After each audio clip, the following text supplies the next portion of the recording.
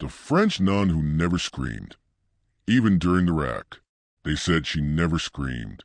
Even as her limbs were wrenched apart on the rack.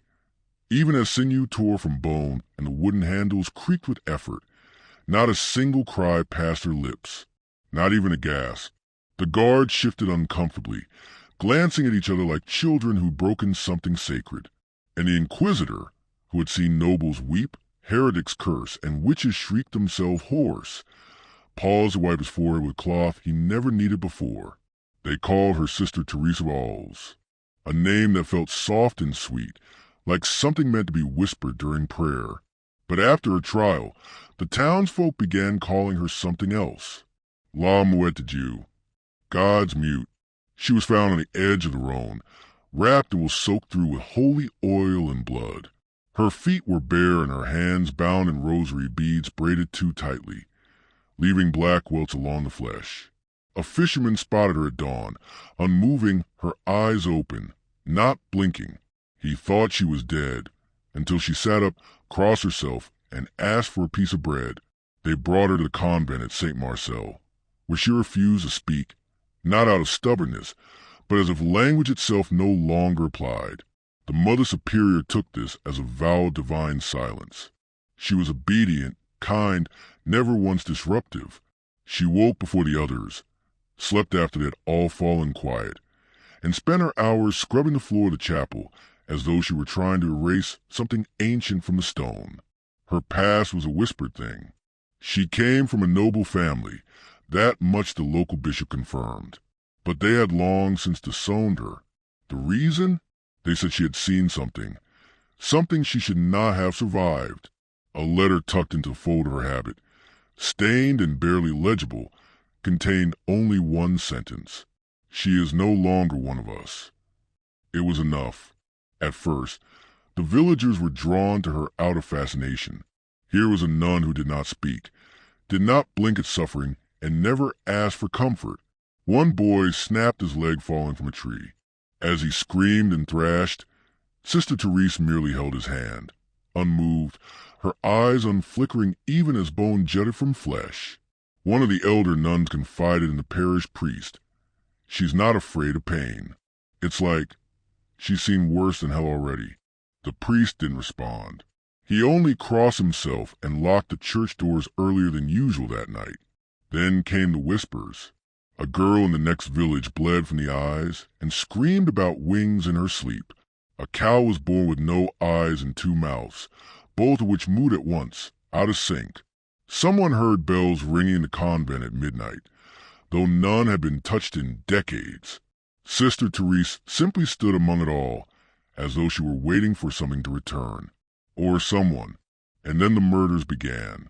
3 novices were found in the garden, their faces upturned to the sky, their mouths sewn shut with rosary wire. There was no blood, but all their eyes had been replaced with white river stones. The bishop arrived in a fury. Her silence, once seen as pious, was now reinterpreted as defiance. He declared her a vessel of the devil, an agent of the fallen, perhaps even the cause of what had befallen their sacred ground. The convent was turned upside down. She did not resist. They shackled her in iron and dragged her down the stone corridor beneath the monastery, where the walls still remembered older punishments. Her habit was stripped, her body inspected for witch marks, though the examiner found only a thin, winding scar down her spine, like a symbol carved not by accident but by hand. He did not ask how it got there. On the rack, they tried everything to break her. She did not beg. She did not wail. She did not look away from the ceiling, where faded frescoes depicted angels casting demons into fire. The Inquisitor whispered to her then, not in French, but in a language few remembered, something older than Latin, harsher than Greek. Her eyes twitched, not in recognition, but as though the words were brushing past a sleeping thing inside her. Still, she did not scream, but the others did.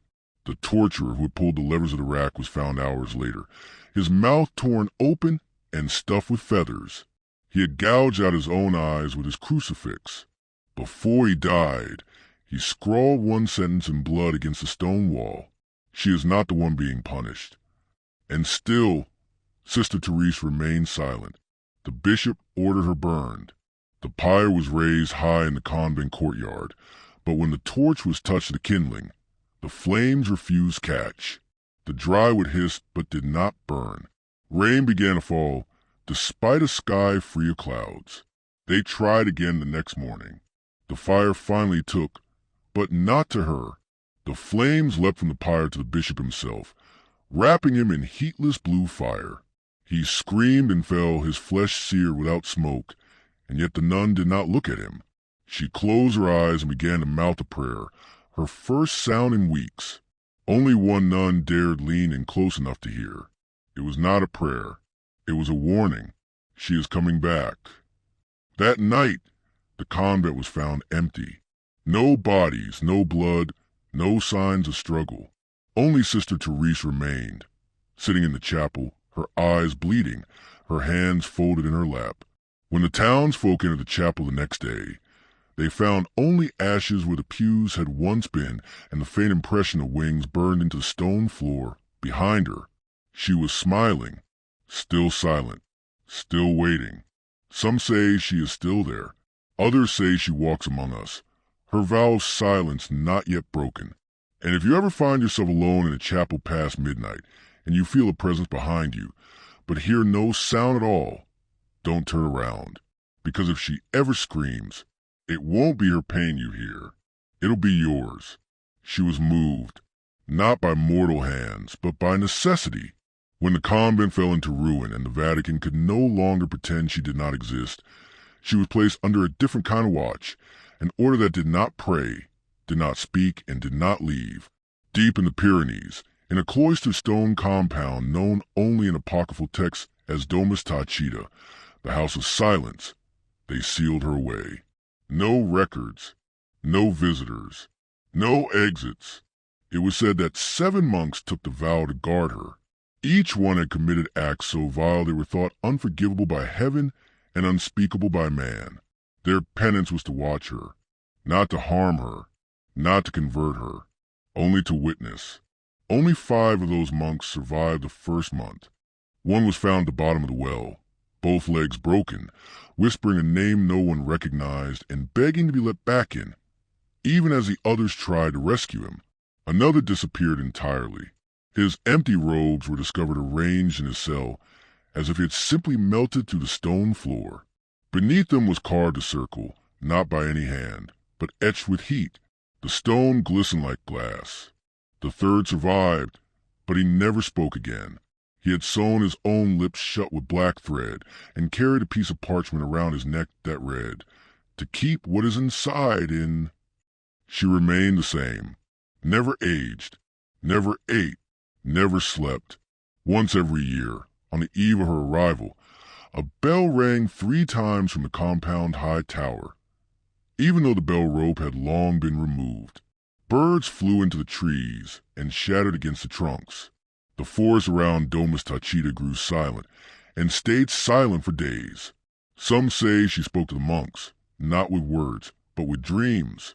Nightmares seeped into their minds like ink in water. Some woke weeping. Others refused to sleep ever again. One carved out both ears and eyes, claiming sight and sound had betrayed him, and crawled into the stone crypt below the chapel, asking to be buried alive. No one questioned it. They sealed him in, but something changed in the 47th year. The stone in her chamber cracked. Just a hairline fracture, running from the top of the wall to the base where she knelt. The monks argued. Some believed it meant the seal was weakening. Others believed it was a sign of mercy, that perhaps she was being released. Then the children began dreaming of her. Far away in towns that had never heard her name, children across France, then Spain, then Austria began waking with dry blood beneath their noses and murmuring in sleep. Parents wept over cribs where infants whispered phrases in ancient dialects that no priest could identify, but all agreed they were warnings. Some of the older children drew her face. Always the same, wide black eyes, mouth stitched shut by something that wasn't thread, and a halo not of light but smoke. Then one boy from Lyon spoke to a reporter during a fever delirium moments before dying. "She's not alone anymore," he said. "She opened her mouth. I saw what was inside. It wasn't a tongue. It was a hand, and it waved at me." That was when Domus Tachita went dark. Satellite images showed the lights dim, then vanish entirely. Helicopters dispatched to investigate found only trees growing in spirals where the stone walls once stood. Not a trace of human life remained. No bodies, no debris, just stone slabs marked with names not in Latin, but in that same harsh, guttural language the Inquisitor had once used on her. The Vatican declared it a natural disaster. Landslide, earthquake, gas leak, anything but the truth. But they know. Now there are sightings. A nun, barefoot and pale, appearing outside burned churches and flooded cemeteries, always looking up, as though waiting for something to come down. In Prague, a choir of boys suddenly fell dead during Mass, their mouths stretched open in silent screams. One survived just long enough to say she stood behind the organ. She was humming. In Oslo, a nun was found wandering the frozen harbor, eyes covered in wax. She didn't know her name, but when questioned, she said one thing over and over in perfect French. She never screamed. She never screamed, but now we must. There are tapes too. One was intercepted from an underground exorcism in rural Italy. The audio is garbled, but in the background, a voice, not one of the priests, can be heard. A female voice, calm, detached. Pain is not the door. Pain is the key. But silence is a lock. And then, something like a whisper so loud it shatters the mic. The Vatican tried to confiscate all evidence. They failed, because she is not hiding. She is walking. She appears only where horror has already rooted itself, where grief has made a home. She is drawn to orphanages, asylums, prisons abandoned and left to rot. But she does not harm. She observes. She kneels. And always she listens. Some believe she is an avenger. Others, a prophet of something worse. But the ones who know, those whose families were involved in her trial, whose bloodlines once held the levers of her suffering, they are the ones dying first. Not in pain, but in silence. Each one found with mouths agape, throats raw, as if they screamed for hours, but not one person ever heard them. There's a rumor now, among secret orders, among cursed bloodlines, that she will scream only once, only when the world is quiet enough to hear it. And when she does, it won't be her voice we hear. It will be whatever was inside her all along, waiting, listening, learning how to speak. They say the scream is already coming. Not all at once, not in thunder, but in pieces, in warnings scattered like ash across the world. A hospital in Argentina reported all of its comatose patients opening their eyes at the exact same minute, 3:33 a.m., and mouthing the same word in unison. Silence use. The silent one. None survived the next hour. In Kyoto, an elderly monk set himself on fire without reason during prayer. The temple cameras captured the moment his eyes met something off-screen, nothing visible to anyone watching. Yet he dropped his rosary, bowed deeply and whispered, "I hear her now," before he lit the match. In Detroit, 3 children vanished during Sunday school. The chalkboard was the only thing left behind.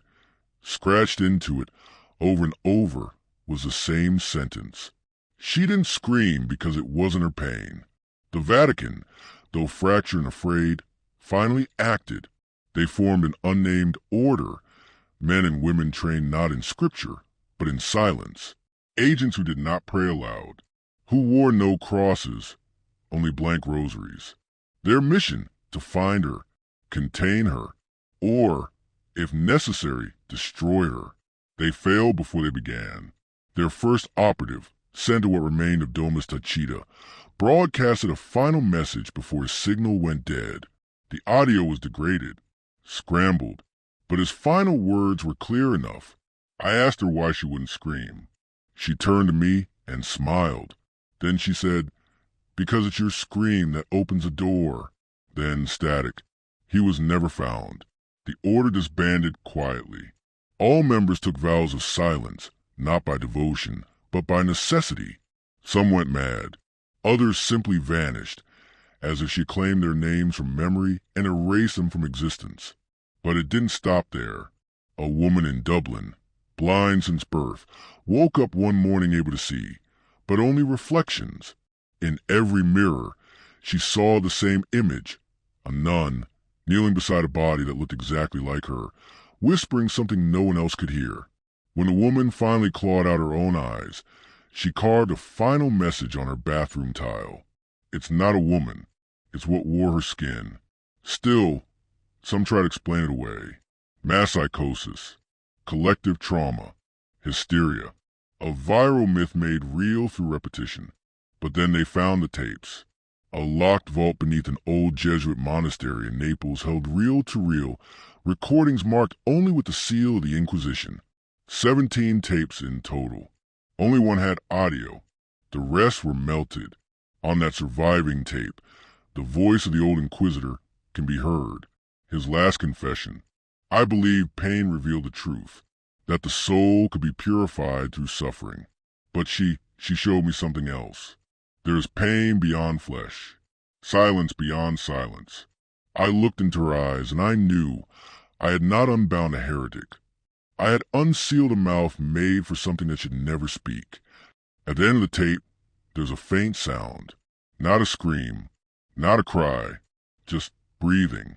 Deep, measured, and then the gentle creak of a jaw unlocking wider than it should. That's when the recording cuts off. Across Europe, across the world, the pattern spreads. A surgeon in Moscow disappears mid-surgery.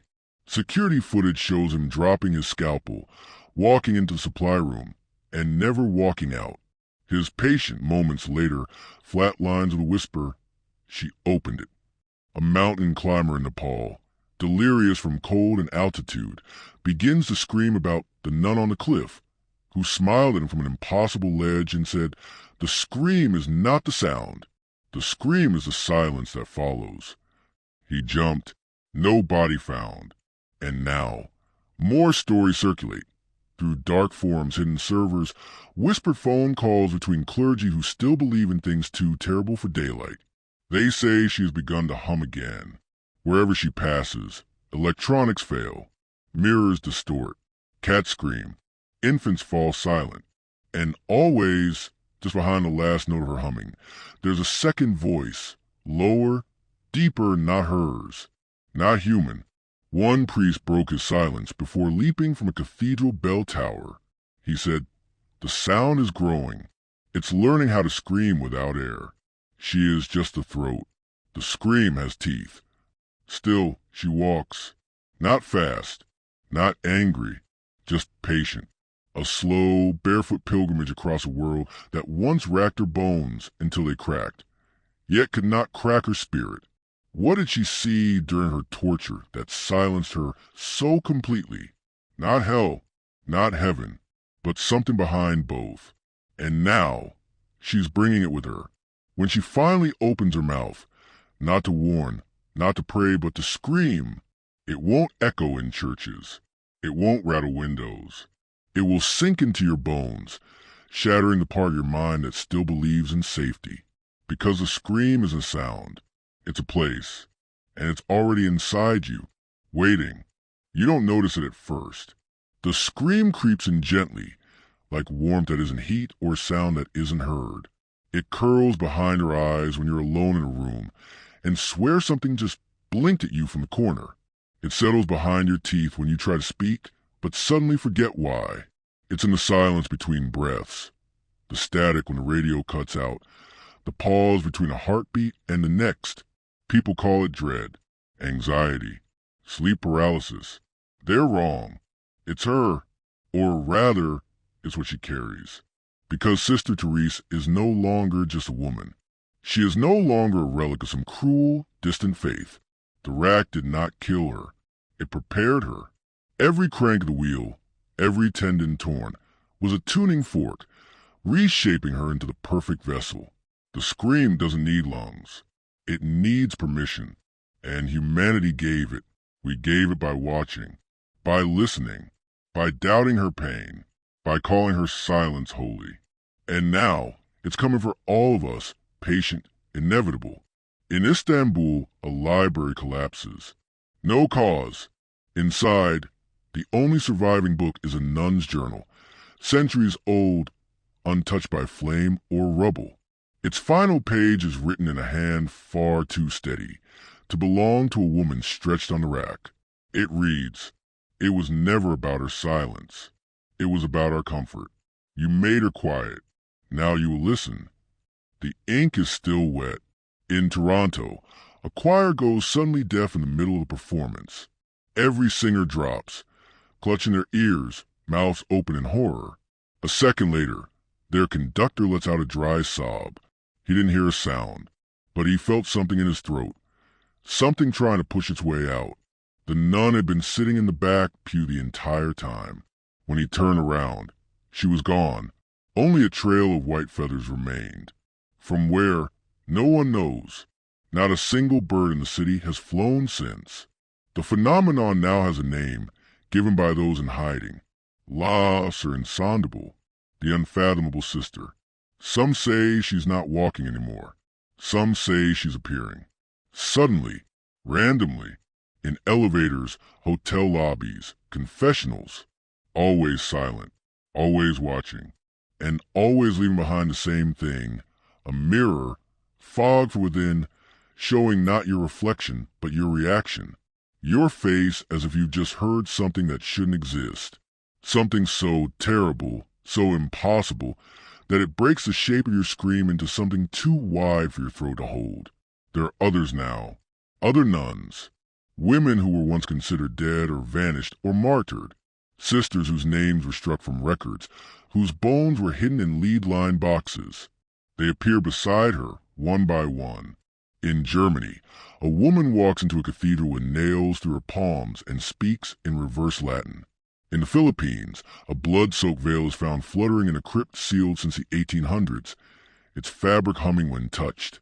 They are not her, but they serve the same purpose. Conduits, choir. The scream, it seems, is not meant to be sung alone. And now the world begins to turn towards silence. Radios drop the static at 3:33 a.m. Phones refuse to dial emergency numbers. Animals refuse to make noise when she's near. Even dreams begin to flicker.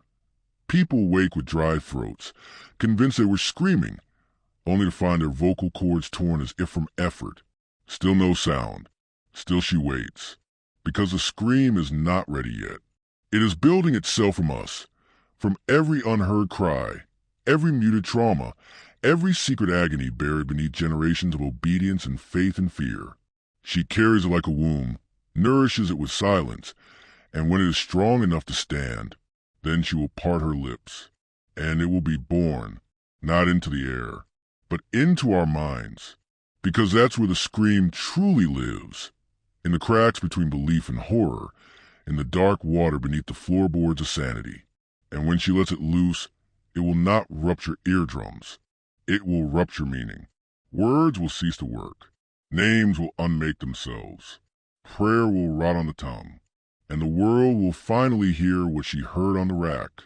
Not pain, not suffering, but truth. And the truth is this. We made her. We turned silence into virtue. We turned obedience into chains. We stretched her to the edge of death and called it grace. And now she is grace. Now she is a scream. And when it comes, you will not scream in return. You will open your mouth. You will try, but nothing will come out, because the scream already took it from you. In the final stages, it begins to hollow the world, not visibly, not violently, but by degrees, like what eaten slowly from the inside until the surface, seemingly whole, collapses under a breath. Cities remain standing, but something in them forgets how to live. Laughter grows rare. Language slows. People stop answering their names.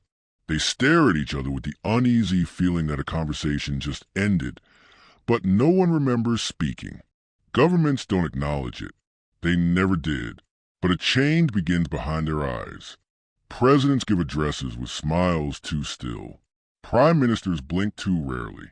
One pope, during midnight mass, removes his ring, lays it on the altar, and walks naked into the catacombs beneath the Vatican, repeating the same phrase in French. She hears your thoughts now. Say only what you're ready to die for. The footage is never aired. But it leaks. As everything leaks now, Sister Thérèse appears in a New York subway station, filmed by a dozen passengers who don't even realize they're recording. She's there only for 4 seconds. No one remembers seeing her, but when the footage is reviewed later, in every frame, she's just standing there, center of the crowd, her mouth stitched again. Except in the last frame, her mouth is open, not wide, just enough, and in the static fuzz of the audio track, analysts claim to hear something underneath the subway rumble, a frequency too low for normal range.